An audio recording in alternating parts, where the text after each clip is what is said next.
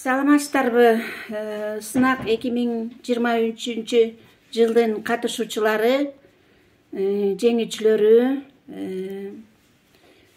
сиздерге муну Байтик Баатыр китебимди белекке жибердим. Ушул Байтик Баатыр романдын автору болом, Бектенова Бибира Биалиевна. Байтик Баатыр жөнүндө кыскача айта кетсем, Байтик Баатыр 1822 жылы мынабу Чүй боорундагы так орто ченинде аларча өрөөнүндө Канай бийдин үй бүлөсүндө төрөлгөн. Өзүңүздөр билесиздер, ошол убакта Кокон хандыгынын өкүмү катуу жүрүп турган, бүткүл Кыргызия жерлеринде. Ошондо мынабу Чүй бооруна Кокон хандыгынын беги Бишкек чебине бек болуп кеткен Рахматулла. Мурда Атабек деген бек болчу экен, ошол эле чепте Кокон хандыгынын. Ал болсо эки гана налог, салык алчу экен да, мындайча айтканда.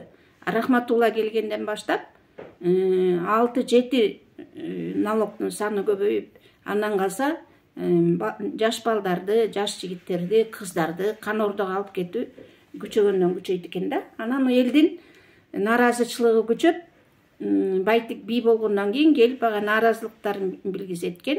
Байтик ошондо элди көтөрүп, улуттук боштондук көрөштүн башында туруп, Рахматулла бекти өлтүрүп, ошол убакта билесиздер, падышалык орустарда каптап келген.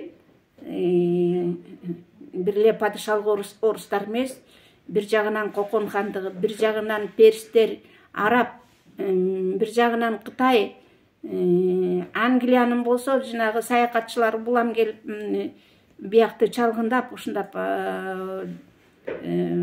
Кыргызиянын деги эле мына жер шарынын бардык жерлеринде мондай бир заман бычактын мисинде турган кезинде Чүй жеринде ошо Байтик Баатыр бий болуп турган. Анан ошол жагдайдан чыгуунун жолун ар тараптан ойлонуп туруп, анан ушу кыргыз элин тукум курттан сактап калыш үчүн, кырылуудан сактап калыш үчүн, анткени 1864-жылы Черняев Токмоктуштан чабуул коюп келген.